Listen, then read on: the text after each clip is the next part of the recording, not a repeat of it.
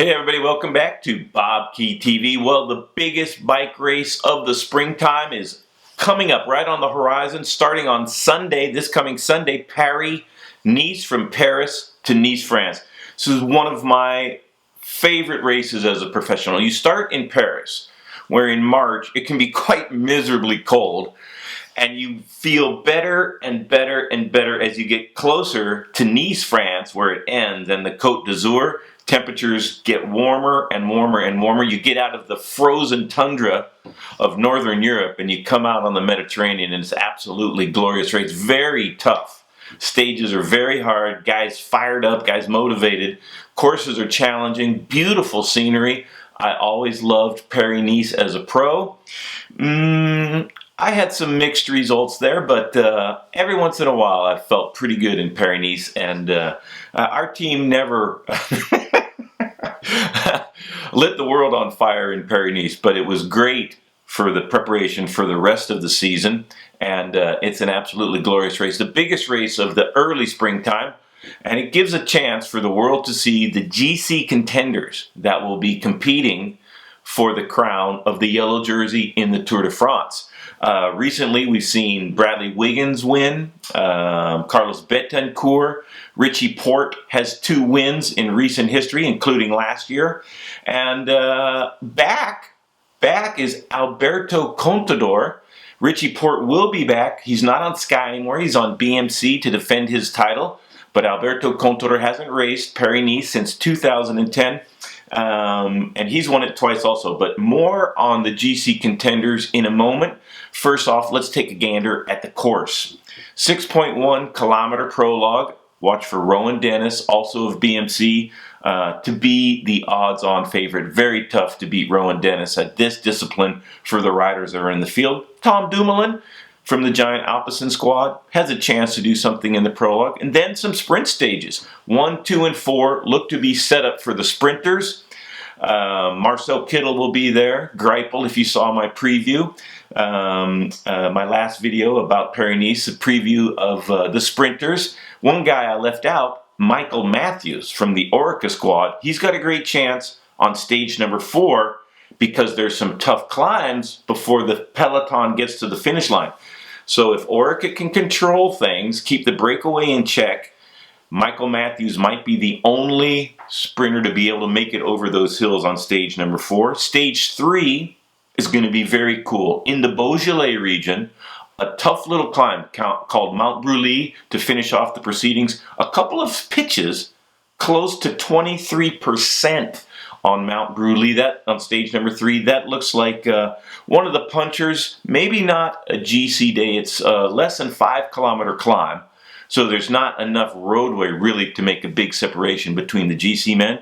But Philippe Gilbert, watch for him to have a chance to win that particular stage. 4 and 5, protect and defend. Stage 5 has a hard climb. You might know, Mount Ventoux. It doesn't go all the way to the top. It goes to Mont Renard, and it's the climbing on Mount Ventoux comes less than halfway through the stage.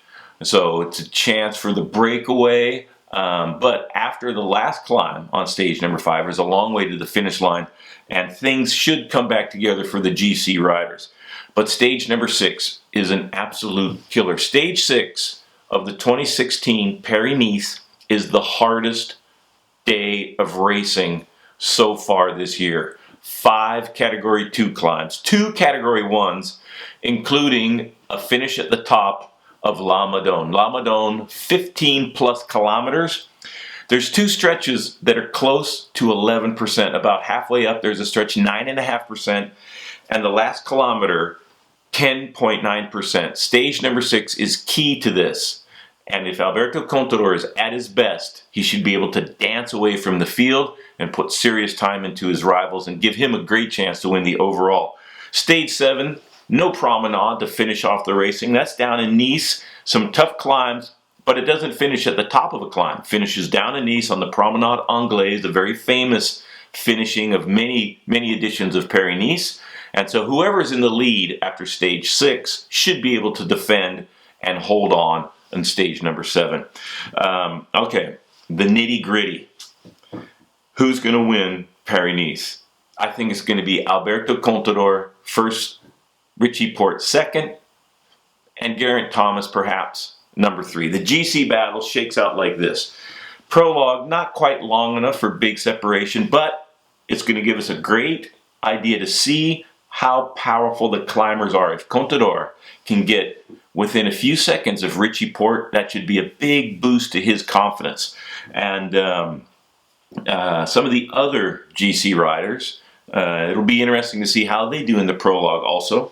Tom Dumoulin should, of the outliers, of the upsetters, of the guys that might be able to beat Richie Porte and Alberto Contador, Tom Dumoulin might have the best chance.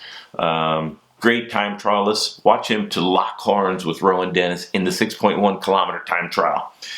Romain Bardet, great climber. One of the outside favorites, top 10 most certainly. Like I said, Geraint Thomas, watch for him to be competitive with Richie Porte and Alberto Contador. Might not quite be at that level, but I expect him to be on the podium also. Maybe a name you're not too familiar with, but a frequent winner, Ilnur Zakarin. Ilnur Zakarin from Katusha. Put that name down on your list. He's got some big wins last year and could provide a big upset if he's on the podium. Also, it'll be interesting to see how Andrew Talansky and Pierre Rolland race. This will be the first time they're racing together. Pierre Rolland, a French rider, joined the Cannondale team, and Andrew Talansky, American rider on that squad, and their GC contender. Both of them towing the line in Paris-Nice, and it's going to be an absolutely fantastic week of racing. This is important for Alberto Contador. He needs to do well. He needs to win to show his team, to show the world he's still capable of winning the Tour de France. So the stakes are really high for Alberto Contador. I talked to Sean Yates, his sports director, and Sean says he's focused, he's fit, he's flying, and this is a big rendezvous in Alberto Contador's mind. Paris-Nice is very important for his season, his most important race so far of the year. He has a stage win already on the year, so Contador looks to be racing at his best, and he's very serious about winning Paris-Nice. Richie Porte, he's the marquee rider for the BMC squad. He's the team leader, and he's growing into that role slowly. Tour of Oman, not at his best. And for Richie, this is a critical race also. The stakes are also very high.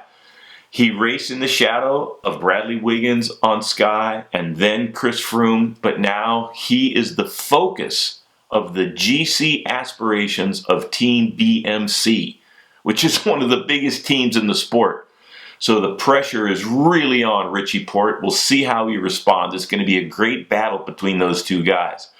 For Richie Porte, I would probably consider him the #1 favorite and as defending champion, but the course, without a time trial, and he used the Col d'Ise time trial last year, which finished off the race to win Paris-Nice. No big time trial. There is a prologue, but it's only 6.1 kilometers. And so because of the climbing, and especially the stage number 6 to La Madone, I think the course favors Contador just a little bit. They both should be at their best, but watch for Contador to be just a little bit stronger. This is going to be an awesome race. You can watch the whole thing on NBC Sports Network, and great sprint battles. Kittel, 2 sprint wins. Matthews, 1. Maybe Greipel and Kittel split one, but I think Marcel Kittel is going to stomp all over the other sprinters. He's just too good. He's the fastest man on 2 wheels currently. Rowan Dennis, he might see the prologue as his only chance for the whole week, especially if the team is working for Richie Porte to get a stage win. So Dennis will be all in for the prologue. And stage 3 is going to be a really exciting stage also.